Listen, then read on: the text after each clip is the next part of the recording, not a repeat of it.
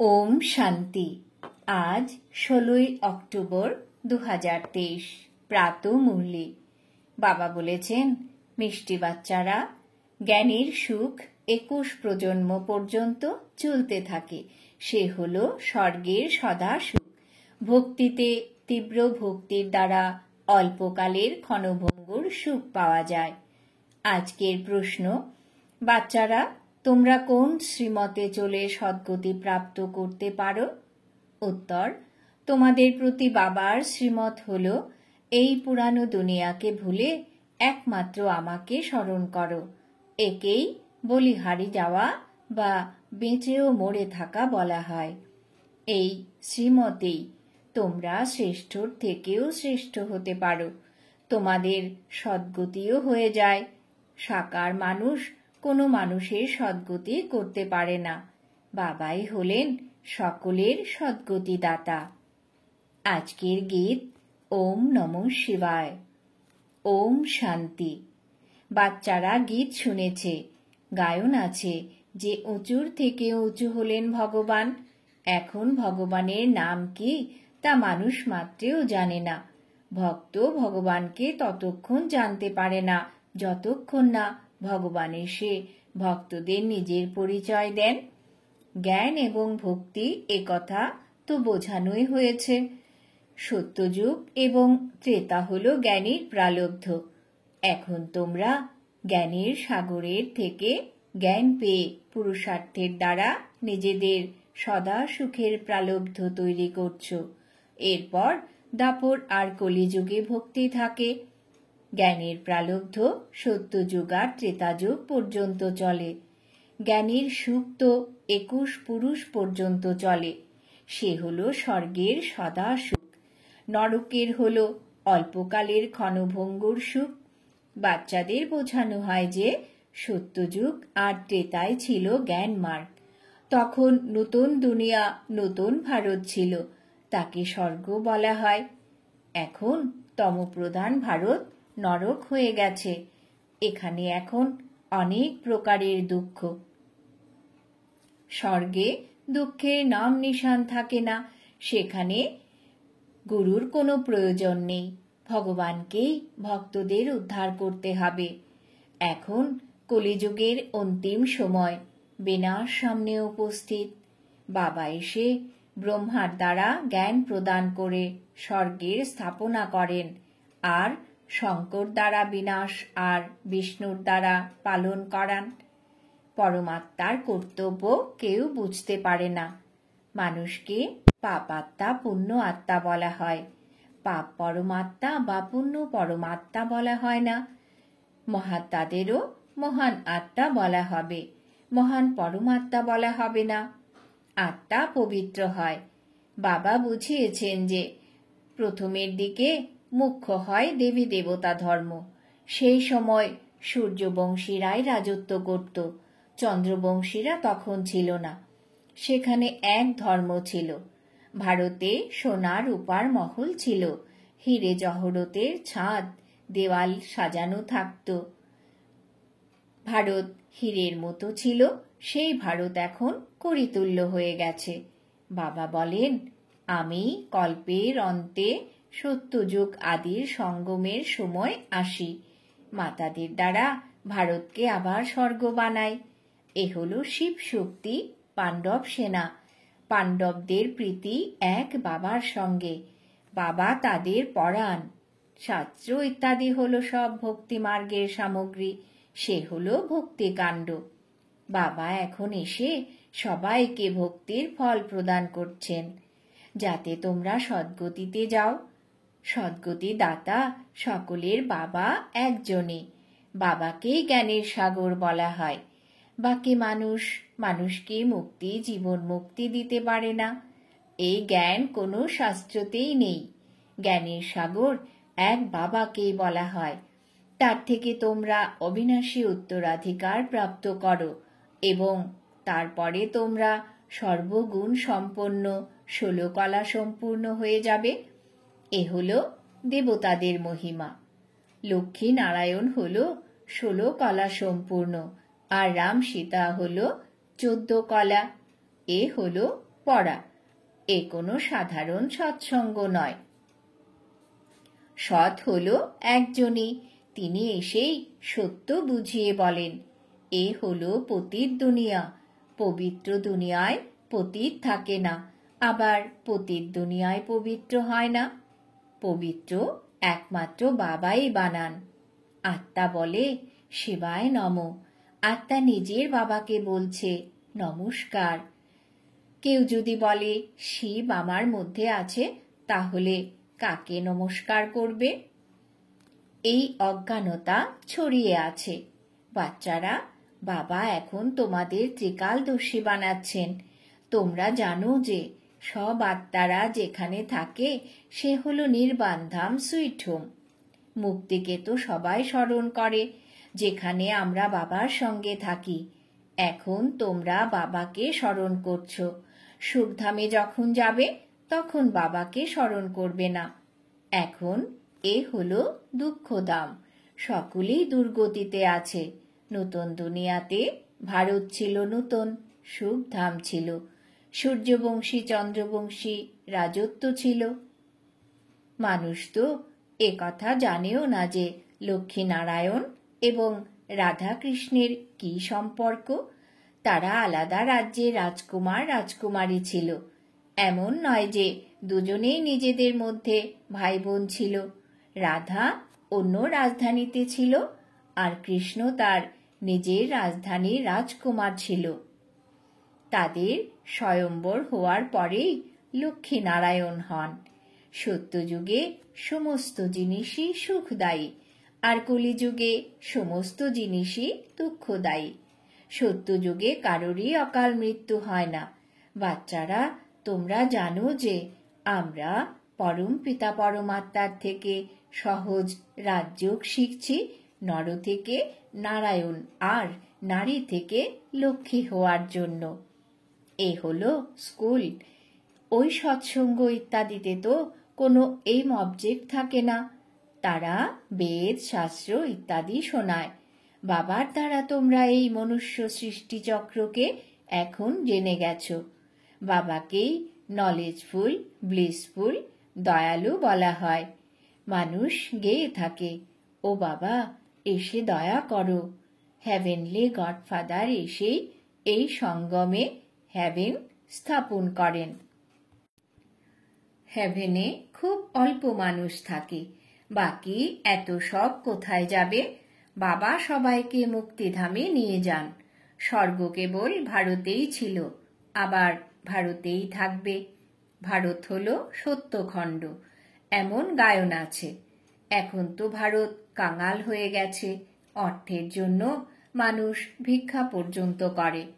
ভারত এক সময় হীরের তুল্য ছিল, এখন কড়ির তুল্য হয়ে গেছে। ড্রামার এই রহস্যকে বুঝতে হবে। তোমরা রচয়িতা বাবাকে আর তার রচনার আদি, মধ্য এবং অন্তকে জানো। কংগ্রেসীরা গায় বন্দে মাতরম, কিন্তু বন্দনা পবিত্রদেরই করা হয়। পরমাত্মা এসেই বন্দে মাতরম বলা শুরু করেন। শিব বাবা এসেই বলেছেন, নারী হলো স্বর্গের দ্বার। নারী তো শক্তি সেনা, তারাই স্বর্গরাজ্যের অধিকার দেন, যাকেই ওয়ার্ল্ড অলমাইটি অথরিটি রাজ্য বলা হয়। তোমরা শক্তিরা স্বরাজ্য স্থাপন করেছিলে, এখন আবার তা স্থাপন হচ্ছে। রামরাজ্য সত্যযুগকে বলা হয়। এখনো বলে যেন রাম রাজ্য হয়, কিন্তু তা কোনো মানুষ তো করতে পারে না। ইনকর্পোরিয়াল গডফাদারই এসে পড়ান। তারও অবশ্যই শরীরের প্রয়োজন, অবশ্যই তাকে ব্রহ্মার শরীরে আসতে হবে। শিব বাবা তো তোমাদের সকল আত্মার বাবা। প্রজাপিতা এমন গায়নও আছে। পিতা তো বাবাই। ব্রহ্মাকে গ্রেট গ্রেট গ্র্যান্ডফাদার বলা হয়।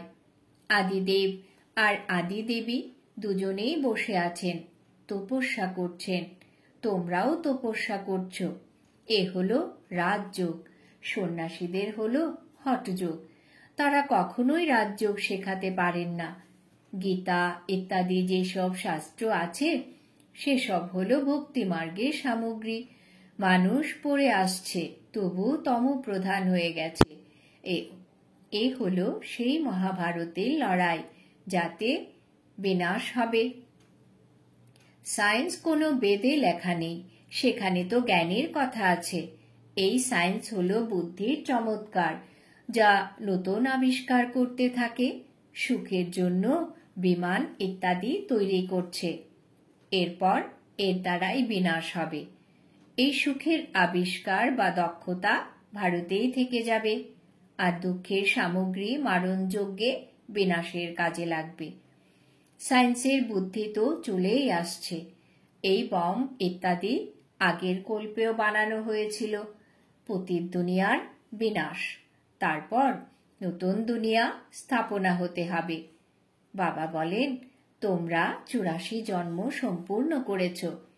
এখন এই দেহের অহংকার ত্যাগ করে বাবাকে স্মরণ করো, তাহলে স্মরণের যোগ অগ্নিতে তোমাদের বিকর্ম বিনাশ হবে। রাবণ তোমাদের অনেক বিকর্ম করিয়েছে। পবিত্র হওয়ার তো একটাই উপায় আছে। তোমরা তো আত্মাই। তোমরা বলেও থাকো, আমি আত্মা, আমি পরমাত্মা, এমন কথা বলো না। তোমরা বলো, আমার আত্মাকে দুঃখ দিও না, আত্মাই পরমাত্মা। এ কথা বলা অনেক বড় ভুল। এখন হলো তমপ্রধান ব্যভিচারী ভক্তি। যে আসে তাকেই বসে পুজো করে। একের স্মরণকেই অব্যভিচারী বলা হবে। এখন এই ব্যভিচারী ভক্তিরও অন্ত হতে হবে। বাবা এসে অসীম জগতের অবিনাশী উত্তরাধিকার দেন। সকলকে সুখ প্রদানকারী একমাত্র বাবা, দ্বিতীয় আর কেউ নয়। বাবা বলেন, আমার সাথে, অর্থাৎ এই একের সাথে বুদ্ধিযোগ জুড়লে অন্তিমকালে যেমন মতি তেমনি গতি হয়ে যাবে। আমি হলাম স্বর্গের রচয়িতা। এ হলো কাটার দুনিয়া। একে অপরের সঙ্গে লড়াই ঝগড়া করতেই থাকে। এখন এই পুরানো দুনিয়ার পরিবর্তন হচ্ছে। জ্ঞান অমৃতের কলস আমি মায়েদের মাথায় রাখি। এ হলো জ্ঞান, কিন্তু বিষের সাথে তুলনা করলে এ হলো অমৃত। এ কথা বলাও হয় যে, অমৃত ছেড়ে বিষ কেন পান করছো? এই শ্রীমতেই তোমরা শ্রেষ্ঠ হবে। পরমপিতা পরমাত্মা এসে শ্রীমত দেন। কৃষ্ণই এই শ্রীমতে এমন হয়েছেন। এ হলো বোঝার বিষয়। এই সম্পূর্ণ পুরানো দুনিয়াকে ভুলে এক বাবাকে স্মরণ করতে হবে। বলিহারিও এখনই যেতে হয়। একেই বেঁচেও মরে থাকা বলা হয়। ভক্তিমার্গের কথা হলো আলাদা। সে হলো ভক্তিকাণ্ড। ভক্তিতে তো অনেক গুরু আছেন, কিন্তু সদ্গতি দাতা এক নিরাকার পরম পিতা পরমাত্মা। সাকার মানুষ অন্য কোনো মানুষকে সদ্গতি করতে পারে না, সদাকালের জন্য সুখ দিতে পারে না। সদা সুখদাতা হলেন একমাত্র বাবা। এ হলো পাঠশালা। এখানে এই অবজেক্টও বাবাই বলে দেন। তিনি বলেন, তোমরা এখানে স্বর্গ সুখের বর্ষা পাবে, বাকি সবাই মুক্তিধামে চলে যাবে। শান্তিধাম, সুখধাম, আর এ হলো দুঃখধাম। এই চক্র ঘুরতে থাকে। একেই সদর্শন চক্র বলা হয়।